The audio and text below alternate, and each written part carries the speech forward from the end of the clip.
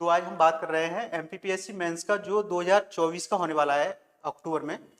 उसमें क्या ऐसी चीज़ें हैं जो मेंस के लिए आपको फायदेमंद होंगी और आप मेंस कैसे निकाल पाएंगे, इस बारे में बात करेंगे। उसमें क्या क्या चीज़ें हैं जो ध्यान रखने योग्य हैं, उसके बारे में आप एक एक करके बात करेंगे। सबसे पहली चीज़ होती है मेंस निकालने के लिए कि आपके पास जो मेंस का सिलेबस है उसको एकदम से पॉइंट टू पॉइंट आपको कवर होना चाहिए। आपके पास प्रॉपर नोट्स होने चाहिए हैंड रिटन वाले, ना कि आप किसी की पीडीएफ पढ़ रहे हैं या किसी कोई बुक फॉलो कर रहे हैं।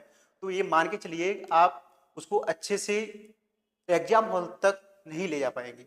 इसलिए आपको सबसे पहला काम करना है वो है आपके सिलेबस के to the point handwritten आपके शॉर्ट नोट्स होने चाहिए।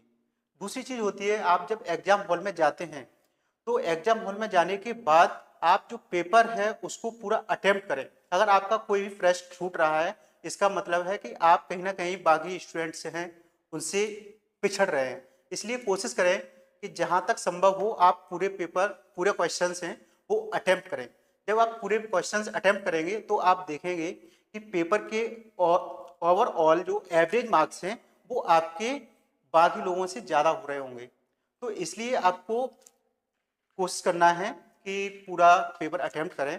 उसके बाद तीसरी चीज़ है वो है कि आप जब मेंस अटेम्प्ट कर रहे हैं तो आपका प्रेजेंटेशन कैसा है, आपकी राइटिंग शुरुआत से एंड तक प्रयास किया जाए कि एक जैसी रहे। दरअसल होता ये है कि हम जब पेपर सॉल्व करते हैं तो सॉल्व करने के बाद जैसे जैसे आपका टाइम बढ़ता जाता है और जैसे पेपर कंप्लीट करने के दौरान आपका लास्ट में टाइम कम पड़ जाता है, तो उसमें राइटिंग इतनी बेकार हो जाती है, इतनी गंदी लगती है कि सामने वाला जो आपको मार्क्स देने वाला है उसको ही शब्द समझ में नहीं आते।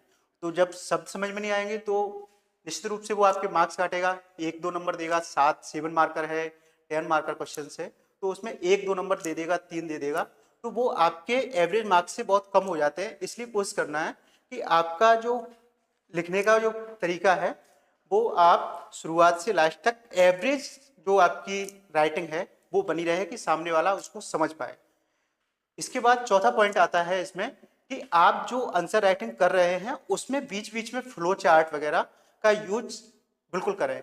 जब आप फ्लो चार्ट का यूज करते हैं तो आपको उस दौरान लिखना कम पड़ता है और सामने वाला समझ जाता है और समझने के ही आपको मार्क्स दे देता है। इसलिए जब आपको टाइम कम पड़े तो आप उसको फ्लो चार्ट बनाएंगे और फ्लो चार्ट बनाने के बाद आप उसको डिनोट कर देंगे और कम शब्दों में उसको आंसर को कंप्लीट कर देंगे।